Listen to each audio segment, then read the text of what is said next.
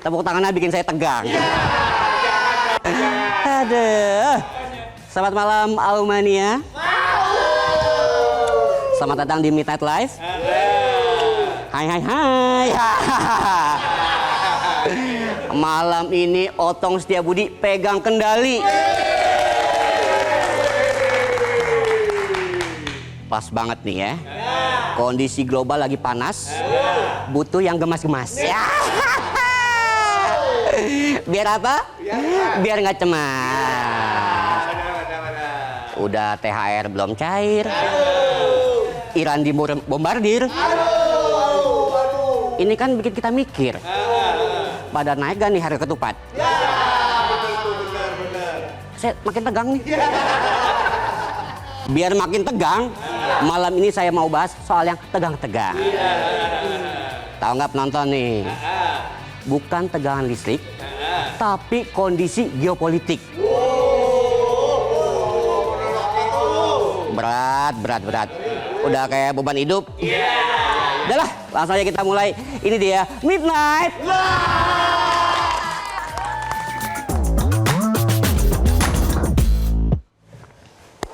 Malam ini kita akan bahas soal ketegangan yang terjadi di Timur Tengah. Tapi dampaknya bisa menggetarkan saldo kita. Jadi gini ya, tiap ada konflik di Timur Tengah, harga minyak bisa naik. Harga barang juga bisa ikut naik. Semuanya naik. Yang turun cuma satu, standar hidup kita. Mana standar samping lagi. Senggol dikit jatuh tuh. Jatuh di bawah garis kemiskinan. Kita warga Indonesia kalau dengar kabar Timur Tengah konflik, refleksnya langsung bukan geopolitik nih. Pertamax naik nih besok nih. Jadi gini ceritanya. Pukul 6 pagi 28 Februari lalu di Teheran, langit aja masih setengah ngantuk. Orang-orang mungkin masih guling-guling di kasur. Tiba-tiba jeger. Jeger. Bukan alarm, bukan ban truk pecah, atau anak tetangga lagi numpak erakik. Kurang kompak nih. THR belum cair ya.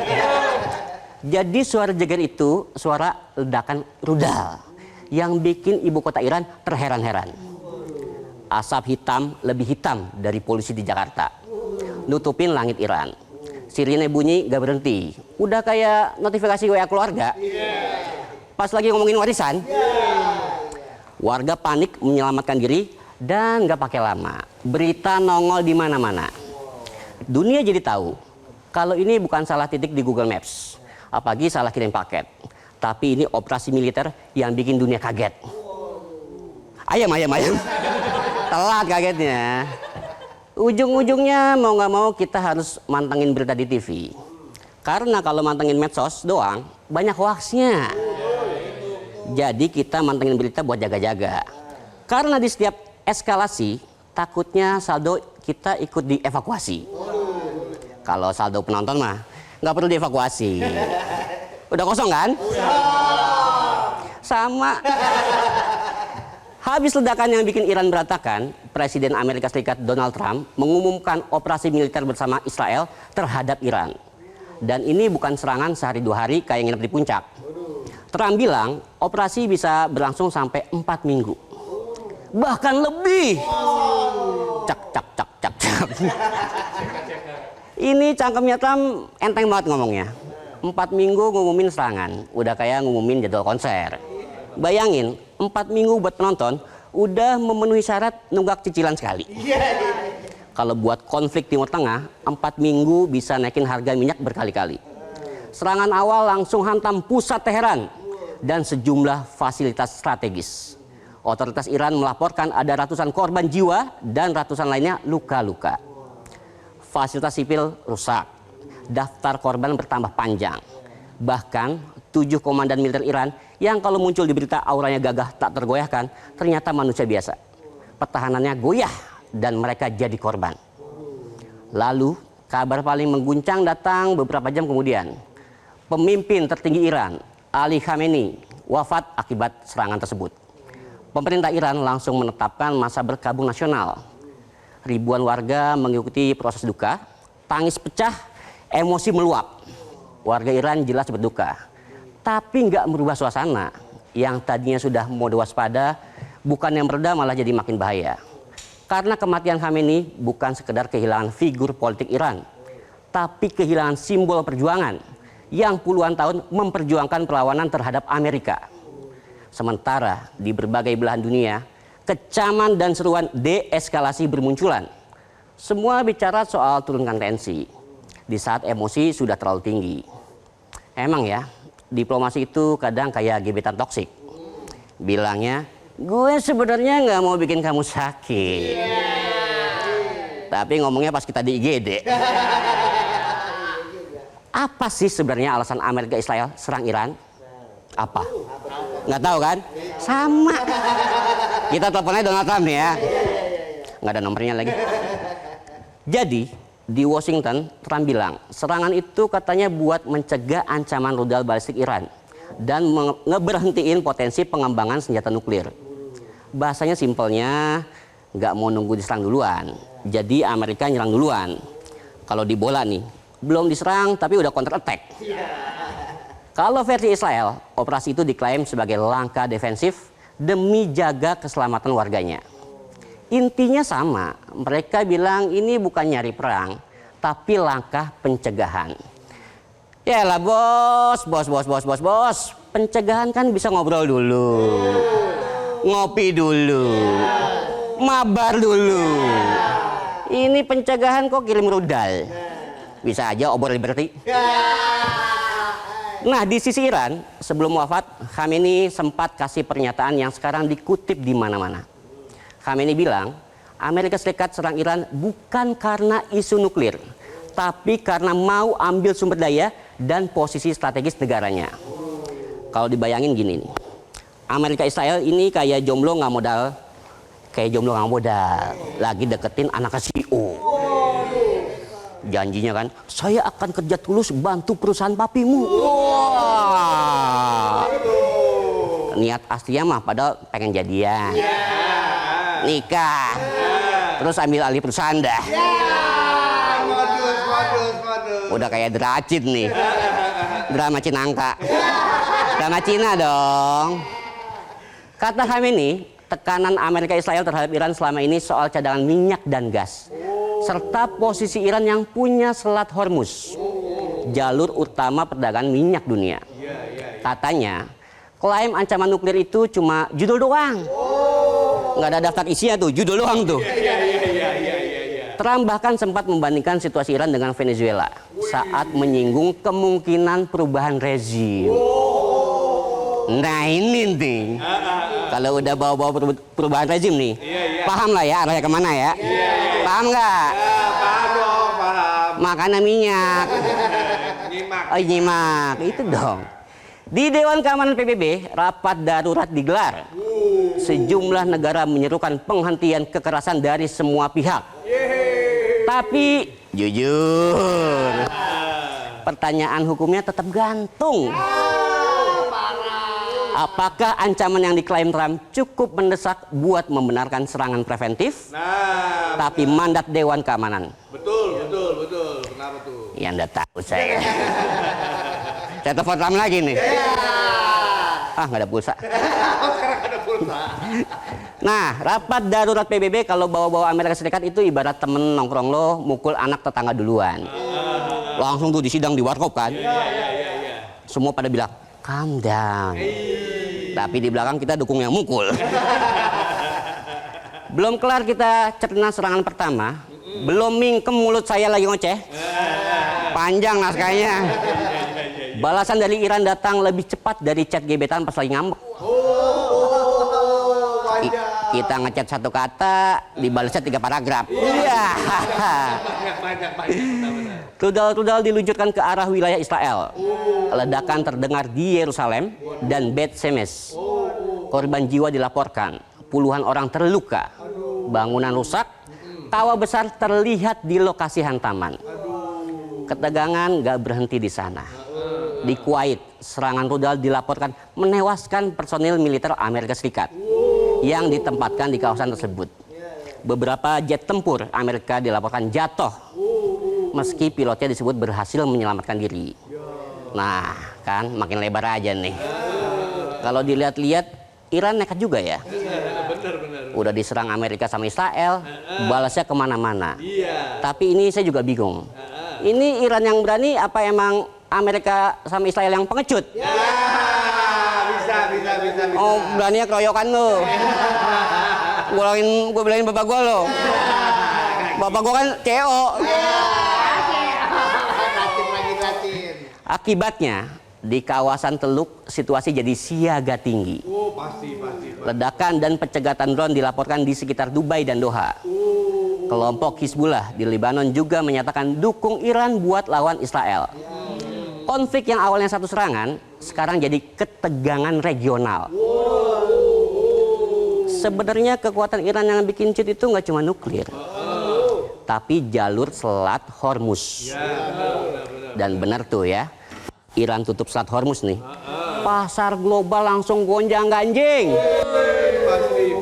Pasti. Ada beberapa kapal dilaporkan diserang di sekitar jalur tersebut. Dan puluhan kapal tanker milih diem di Teluk Persia biar aman. Iyalah, pasti. Monyong-monyong, ngomong. Selat Hormuz tuh nggak cuma garis di peta, tetapi nadi perdagangan energi dunia. Gangguan di jalur ini berarti ancaman langsung terhadap pasokan minyak global. Harga minyak melonjak tajam dalam waktu singkat. Beberapa analis memprediksi lonjakan bisa berlanjut kalau konflik tidak mereda. Biaya asuransi pelayaran meningkat, rantai pasok energi terancam. Terus, harga emas cetak rekor baru sebagai aset safe haven. Punya emang. Enggak. Yang ngomongin. Mas kawinnya gue jual. Bursa saham di berbagai negara juga terkoreksi. Nih ya, sekelas investor aja cemas. Apalagi kita yang jujur, satunya ngepas. Makin cemas. Buat beli beras aja was-was. Mana mau lebaran lagi? Ponakan gue banyak. Cukup kagak nih ngasih THR nih? Bos, tambahin bos. Jarang-jarang nih muncul di segmen 1. Masa nggak ada tambahan? Nah, Indonesia piye? Ya jelas, Indonesia ikut bergetar. IHSG melemah, nilai tukar rupiah berdarah. Kacau. Melihat potensi dampak yang lebih ngeri, Bank Indonesia bilang siap menjaga stabilitas moneter. Sementara Dewan Energi Nasional masih pantau-pantau perkembangan harga minyak dan potensi gangguan pasokan. Indonesia memang bukan pihak yang terlibat konflik langsung, tapi sebagai negara pengimpor minyak dan bagian dari sistem ekonomi global, kalau nggak diantisipasi dampaknya jelas bikin ekonomi kita mental. Karena kalau kita lihat nih data perdagangan ya, Indonesia punya hubungan ekonomi dengan sejumlah negara di kawasan Teluk. Kalau ada gangguan nih di Selat Hormuz nih, ya berarti ada resiko terhadap arus energi dan biaya logistik. Jika harga minyak dunia bertahan tinggi, tekanan terhadap anggaran subsidi BBM bakal meningkat. Aduh. Jadi resiko kenaikan harga BBM dalam negeri bakal jadi PR besar pemerintah. Pasti. Menteri ESDM Bahlil Lahadalia langsung respon nih, cepet doi. Kata Bahlil nih, pemerintah mengalihkan sebagian impor minyak mentah dari Timur Tengah ke Amerika Serikat dan negara lain seperti Angola dan Brazil. Yang ngeri, kalau perangnya panjang, anggaran subsidi BBM kita bisa jebol. Beberapa pakar ekonomi bilang, solusi selamat dari krisis harus ada trade off. Apaan ya? Trade off. Ngerti nggak? Sama. Gue baca aja ya. Jadi trade off itu mindahin porsi anggaran buat jaga inflasi dan daya beli. Ya, you know lah. Harus trade off dari yang mana? Lihat aja program yang makan anggaran paling gede. Saya bacain doang, Pak. Bacain doang. Gede bacanya. Nggak cuma sektor energi, di sektor transportasi, sejumlah penerbangan dari dan menuju Timur Tengah terdampak penyesuaian rute dan pembatalan. Oh iya. Bahkan jemaah umroh aja disarankan menunda keberangkatan karena situasi Timur Tengah yang mengkhawatirkan. Emangnya Israel Amerika nih, lagi bulan Ramadan, bulan puasa, orang lagi lomba cari pahala, mereka lomba-lomba bunuh pemimpin negara. Bener tuh, ngawur, Yunis. Presiden Prabowo Subianto sampai memanggil jajaran menterinya buat bahas langkah antisipatif. Mulai dari stabilitas pasokan energi sampai perlindungan WNI di kawasan terdampak. Mantap. Prabowo juga bilang Indonesia siap berperan sebagai mediator kalau dibutuhkan. Dan bahkan membuka kemungkinan kunjungan diplomatik langsung ke Teheran. Wah. Kedutaan besar Iran di Jakarta menyambut baik pernyataan tersebut. Ya, meski dapat support dari kedubes Iran, come on. Yang realistis aja kali. Emang sekuat apa Indonesia buat jadi mediator? Dan emangnya Trump mau dengerin Indonesia? Siapa tahu. Nego tarif dagang aja banyak kalahnya. Mau jadi penengah, tapi namanya usaha. Keran impor minyak dari Amerika ditutup, langsung kelar kita. Gak cuma itu, di Indonesia suasana juga ikut panas. Bukan karena cuaca yang gak jelas, tapi karena posisi luar negeri kita yang gak pas. Jadi sedikitnya 60 tokoh nasional dan lebih dari 70 organisasi masyarakat sipil mempertanyakan arah kiblat diplomasi kita. Jadi mereka mendesak pemerintah dan DPR RI buat duduk lagi, meninjau lagi, bahkan ambil sikap buat keluar dari forum internasional buatan Trump yang disebut Board of Peace. Wah. Para tokoh itu bilang forum itu kehilangan legitimasi moral. Betul. Namanya doang peace, tapi bikin miris dunia. Nah, itu dia tuh, benar tuh. Bahkan kata mereka, Board of Peace lebih cocok disebut Board of War. Wah, iya, orang lagi damai. Kalau Board of Director itu BOD. Siapa BOD? Rajin. Saya. Bahkan tadi Presiden Prabowo juga ngumpulin ketum-ketum parpol dan mantan presiden, tapi belum dijelasin detail sih bahas apaan ya. Infonya sih diskusi dan silaturahmi. Tapi yang jelas pasti penting bahasannya. Penting banget itu. Dari langit Teheran yang dipenuhi asap ke kota-kota di Israel yang dihantam rudal hingga Selat Hormuz yang menentukan harga BBM di SPBU seberang rumah. Konflik ini menunjukkan kalau dunia sekarang itu saling terkoneksi. Betul. Kalau penonton nih ngandelin koneksi doang. Mana kagak konek. Aduh, stuck gitu aja ya. Iya. Ledakan di satu negara dampaknya bisa kemana-mana.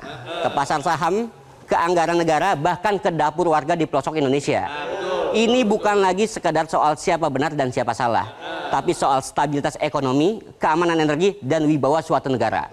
Bagi Indonesia, tantangannya jelas, menjaga prinsip perdamaian global, melindungi kepentingan nasional, dan menentukan sikap di tengah tekanan global dan desakan publik. Sepakat. Karena pada akhirnya, saat negara besar bertarung soal pengaruh dan sumber daya, yang paling terasa dampaknya adalah warga biasa. Ya kita-kita inilah yang mau harga tetap murah.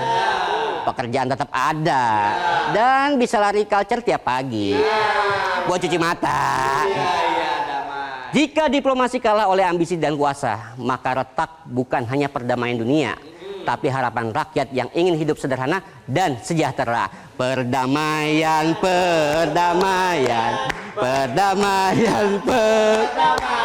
Oke, kayak kuis dangdut. Itu dia sajian pembuka Midnight Live malam ini. Aduh, udah nggak tegang lagi. Udah nggak tegang host magang. Jangan kemana-mana, kita masih ada sebat dan ada bintang tamu dari film Pelangi Dimas. Jangan kemana-mana, Aumania tetaplah di Midnight.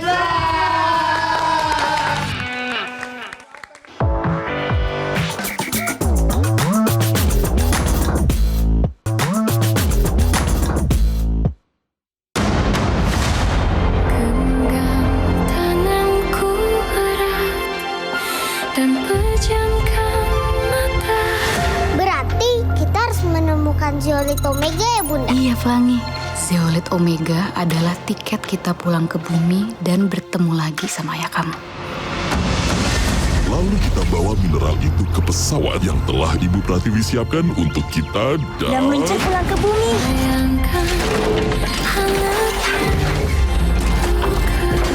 Bagaimana cara kita tahu bentuk zeolit Omega? Semua batu di sini kan lihat sama semua. Silakan mendekat, silakan dicek out di keranjang kuningnya.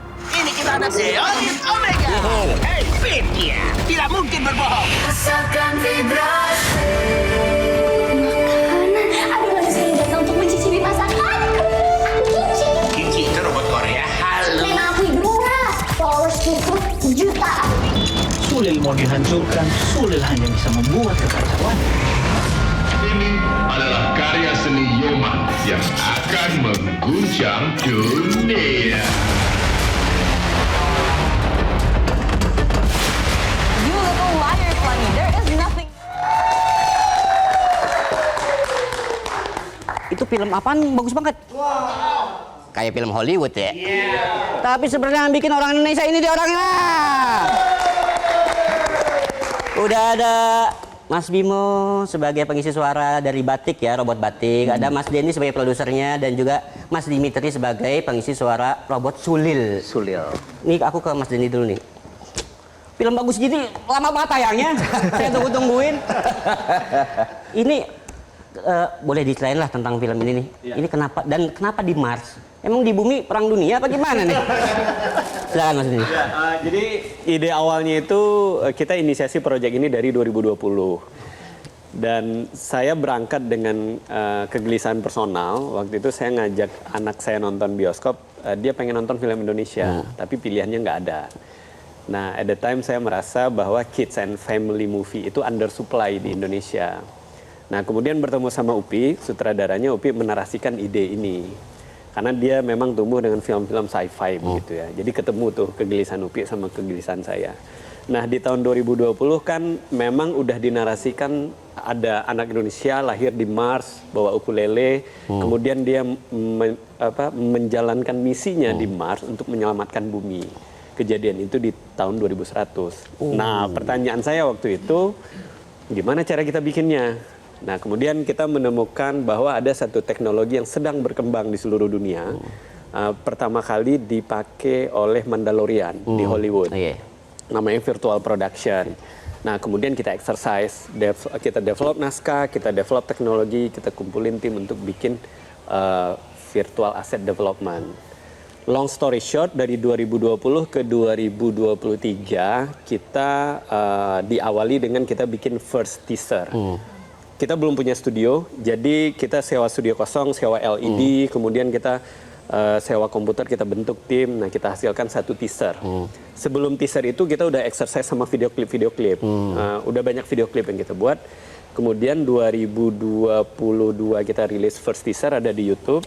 Kemudian dapat respon bagus. Nah, kita desain untuk bikin studio virtual production di Indonesia. Kita assembly tim, jadi dari 2022 ke 2023 kita exercise teknologinya. 2023, 2024 baru, jadi Reason Studio itu dibuat memang untuk menyelesaikan film Pelangi di Mars. Kemudian 2024 baru tim makin besar, intens produksinya dari syuting mocap, syuting XR, kemudian animasi. Nah, 2024 kita syuting, 2025 kita post, 2026 ini kita tayang. Nah, jadi memang ini for kids and family movie, berangkat dari kegelisahan kita bahwa anak-anak Indonesia menurut kita butuh narasi-narasi dengan IP Indonesia.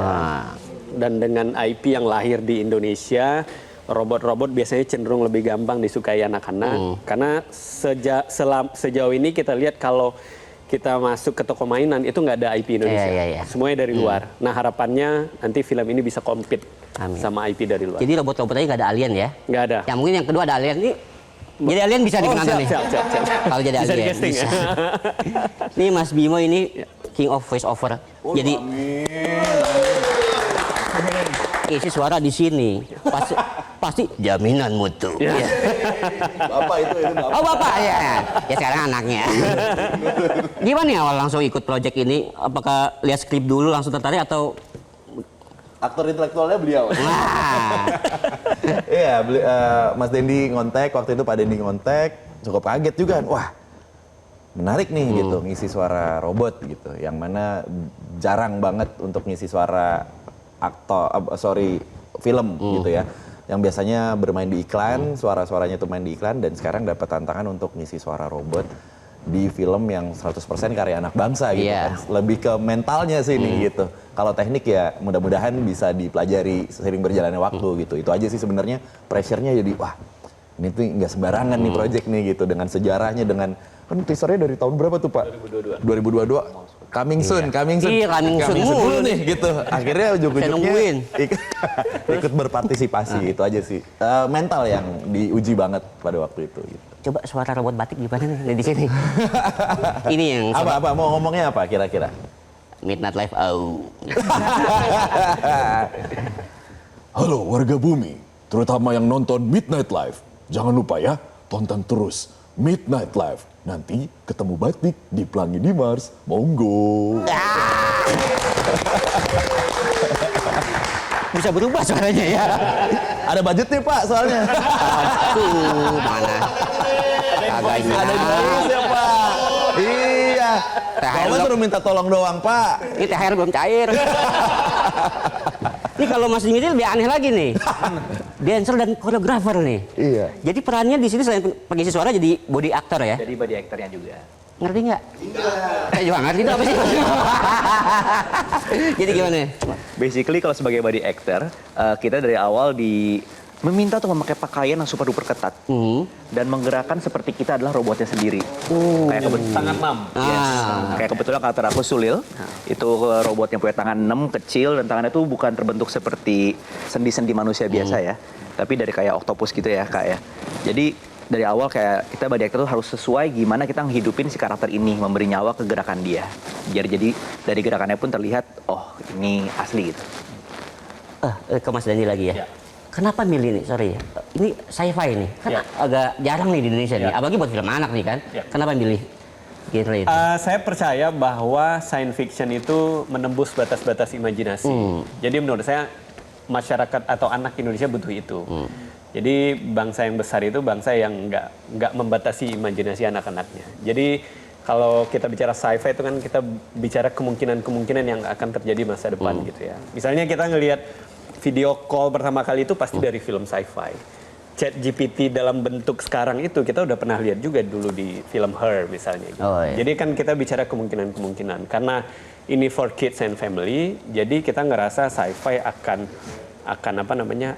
lebih punya peran dalam membangun imajinasi anak-anak. Misalnya kalau kita lihat, kalau saya kebetulan suka baca biografi gitu ya, tokoh-tokoh besar saat ini tuh pasti dulunya juga baca sci-fi atau nonton film sci-fi. Nah harapannya nanti bisa men-trigger anak-anak agar lebih punya mimpi besar gitu untuk berkontribusi terhadap Indonesia. Amin. Jangan kemana-mana, kita break dulu ya, nggak apa-apa ya. Nggak apa-apa Pak. Mana? Oh ini kamera. Ya mana-mana omannya tetaplah di Midnight.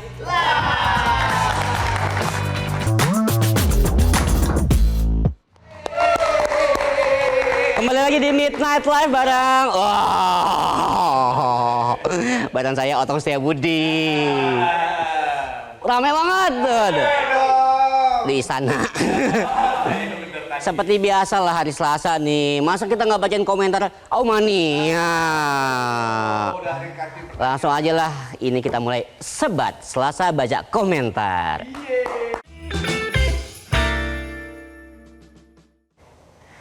Tapi masa saya sendirian? Kudu ada yang nemenin. Kita panggil aja ya. Elma sini dong. Aduh. Halo Bang Ato. Silakan dulu Elma. Elma habis briefing tadi ya? Iya. Udah kelar tuh pertemuan? Udah. Saya tadi pengen ke sana. Tapi nggak diundang. Jadi saya minta live aja dah. Elma tahu kan tiap Selasa kita baca komentar dari Aumania. Tahu dong. Nih kita lihat temanya apa nih malam ini nih ya. Ini ada di belakang kali nih. Bisa kali ada di belakang. Jadi temanya itu bagaimana Aumania Apa sih temanya? Lupa ya? Terkait perang Amerika Israel versus Iran. Oke. Iya. Jadi sesuai sama topik tadi di Iya, di istana monolog ya. tadi nih. Kita lihat nih komentarnya ada berapa ya gitu. Kok tadi saya lihat ada 13. Lumayan. Jadi apa yang paling Aumania khawatirkan kalau konflik AS Israel versus Iran makin panjang? Nah, lihat di belakang ada tuh, di TV juga ada. Langsung aja kita baca komentar ya. Yang pertama ada dari @kue merah. Takut barang-barang dan komoditas pada nggak bisa kebeli. Gara-gara semuanya naik akibat perang yang terjadi. Belum lagi pajaknya. Belum lagi biaya tambahan yang bikin pusing kepala Barbie. Aku sih berharap semoga konflik yang terjadi sekarang bisa selesai dan jangan ada korban ataupun hal lain yang dikorbankan. Amin. Iyalah, nggak boleh. Biar nggak ada korban lagi, Elma. Lanjut di komentar kedua nih, Elma nih. Ada siapa nih, Elma? Ada @Bayu Satrio. Oh-nya banyak ya ini. Banyak. Oke, jadi harga minyak naik, Min. Bisa-bisa barang-barang lain juga ikut naik harganya. Mana gaji pas-pasan ya kan?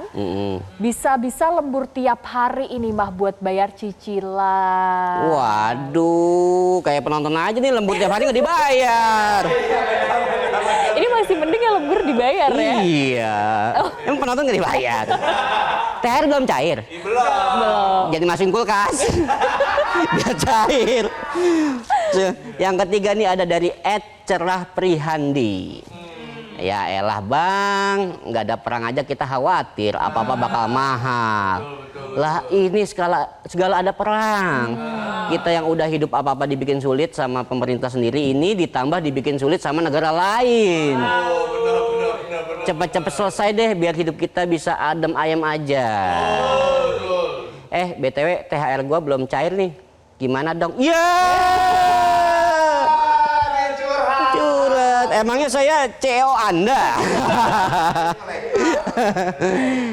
Yang cair ya makanya jualan es. Laku nggak laku pasti cair. Selanjutnya ada siapa nih, Elma nih? Kenapa pas aku dapetnya pasti username-nya susah gitu loh. Enggak. Ada Yanuar Putra _22.01.1999. Wah panjang ya. Doa bersama, semoga berharap konflik panjang dan memanas di Amerika Serikat, Israel, Iran, dan juga Timur Tengah segera berakhir dan damai lagi di waktu dekat. Amin. #AU. Kalau Elma khawatir nggak sih nih bakal panjang perang nih? Kalau Elma nih? Ya pasti khawatir ya, karena dampaknya kan ternyata kita juga kena dari barang-barang tadi harganya naik. Tadi juga ada yang curhat, pajaknya takut tambah naik nih. Waduh. Gitu. Susah ya. Kamu belanja di pasar nggak? Belanja. Udah ada ya harga naik nggak?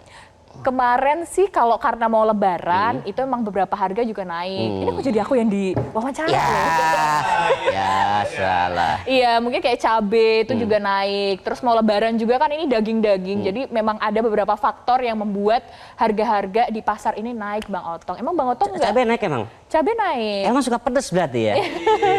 Kenapa emang? Pedes. Ya makan ayam geprek. Kalau makan ayam geprek levelnya jangan banyak udah mahal cabai. Iya, oke. Cabai mahal. Kalau makan cabai terus ucus buntu. Ucus buntu. Selanjutnya nih ya ada itsme.yan. Sebetulnya banyak. Cuman bagi Indonesia ini kan yang notabene-nya nggak ikut-ikutan bisa kena dampaknya. Salah satunya di sektor perekonomian. Harga sembako pasti naik, nilai rupiah takut kena anjlok, sama impor bahan pangan dari luar negeri semakin susah. Tapi amit-amit dah kalau ini kejadian. Semoga kejadian ini lebih diminimalisir agar tidak terjadi hal yang buruk ke negeri kita. Negeri kita aja udah banyak problematik begini, ditambah urusan negara lain. Aduh. Dia ngomongnya bukan saya ya. Lanjut siapa Elma yang ke-6 nih? Ini ada komentar dari Hunem Triple Z kali ya ini namanya. Hunems. Susah-susah ya. Nama Bang Otong siapa sih emangnya username-nya? Otong.Setiabudi ya. Gampang ya. Tinggal di search langsung di blok ya. Di report ya. Istri saya suka ngecekin. Ini love dari siapa? Aduh. Padahal cinta saya buat dia doang. Nggak percaya amat istri saya. Ini kita baca, kalau saya melihat berita hari ini yang paling dikhawatirkan tentu saja jatuhnya korban jiwa dari warga sipil yang tidak berdosa. Perang tidak pernah menjadi solusi yang menang, semua pihak sebenarnya kalah secara kemanusiaan. Ada sebuah bait pantun. Membeli kain di Tanah Abang, kain tenun elok dipandang. Meski dunia tengah berguncang, semoga diplomasi tetap jadi pemenang. Iyalah, harus omong baik-baik. Jangan apa-apa rudal. Terakhir saya rudal di mana, di bekas bakso rudal. Bakso rudal bukan rudal tulan. Lanjut. Ada Farid Faizid. Semoga komoditas naik, kita yang udah hidup susah malah dibikin tambah susah sama dunia. Waduh, semua komoditas naik. Kita yang udah hidup susah malah dibikin tambah susah sama dunia. Waduh, susah kan hard ya. Kalau susah hard. Lanjut Elma. Ini ada komen dari WM Deden ya. Buruan kawin woi. Woi, W3 has come. Oh. Aku bacanya cuma buruan kawin woi, ini buat siapa? Buat Elma. Tidak cocok buat saya. Masa saya 2 kali. Aduh, thank you Elma udah memeriahkan Midnight Live di hari Selasa ini. Terima kasih Aumania, kerabat kerja sudah bertugas. Penonton di rumah juga, Aumania di rumah, thank you ya semua. Semoga dunia makin damai. Kita ketemu lagi besok di Midnight Live.